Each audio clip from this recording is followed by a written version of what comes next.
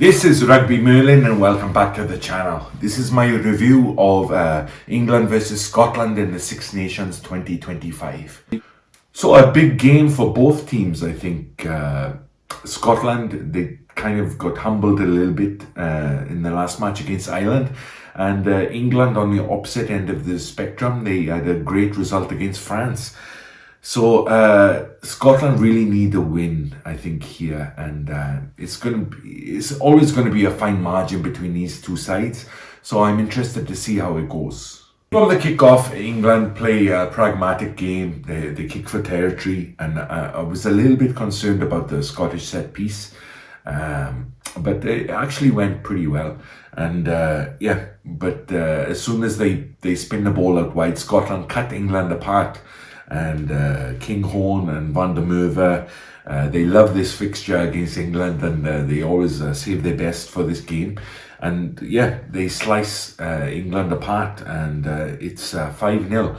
Now the kick wasn't easy. It was from the touchline, and Scotland outscored England in terms of tries, but they weren't converted, and that would prove to be a very important kind of issue in the game.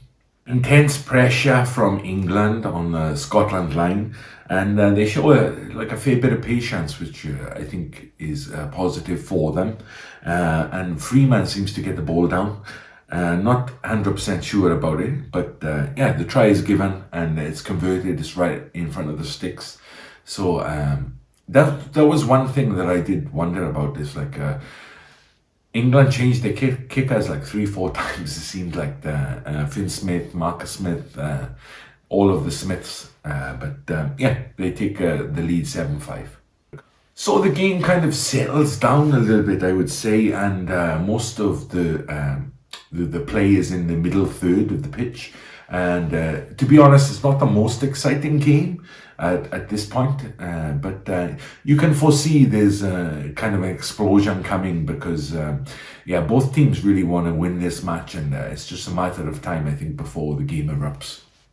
And it does come. Again, Van der Merwe is involved. Whenever he plays against the English boys, he always produces his best, and there's not a lot of good build-up play by Scotland, but they just have that talent out wide, and Van der Merwe sucks in the defence, gives the offload, and Hugh Jones is the one to finish it again in the corner, and it's try time for Scotland. Again, it's not kicked, so the scoreline is only 10-7 now to Scotland, so they take the lead. So there's about 30 minutes gone in the game and we're approaching half-time, and you definitely say that Scotland had the better of the first half, but they haven't really converted it into points, and that's a concern for Scotland.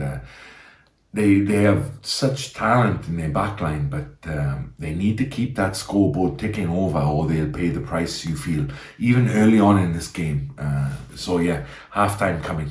Scotland continue to attack and try to break down this English defence, but the English hold out pretty well. Unfortunately, Willis goes off, and he's like a big impact player for England. So he'll be kind of sorely missed, I think. Just in terms of his attitude and aggression, England really need a bit of that. I will mention Dave Cherry at hooker for Scotland.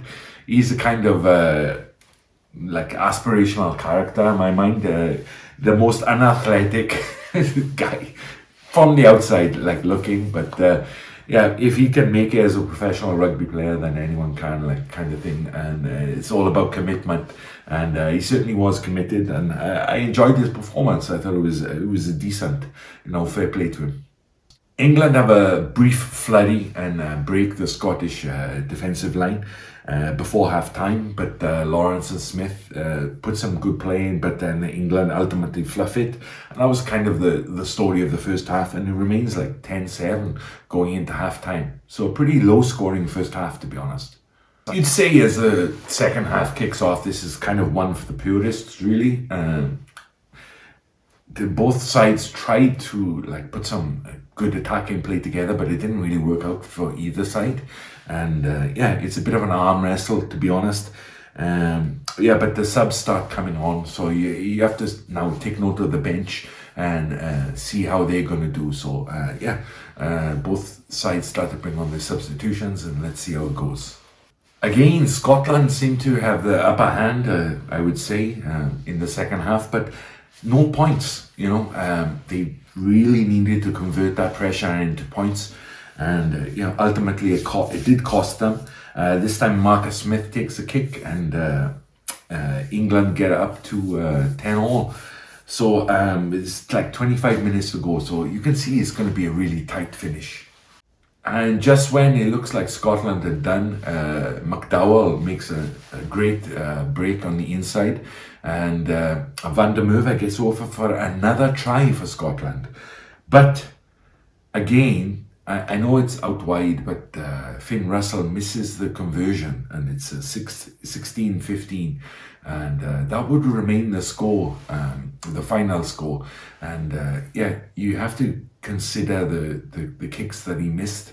Like, you don't expect him to get all of them, obviously, and he had such a great kicking percentage coming into this match that really cost Scotland. And really, I think it was one again for Scotland, one that got away from them. It was there for the winning, but England come out the victors, and now England's Six Nations is looking a lot rosier, and Scotland's is looking pretty bleak, to be honest.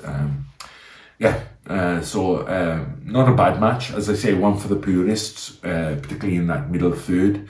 But thank you for watching, and watch the next video. Right, bye.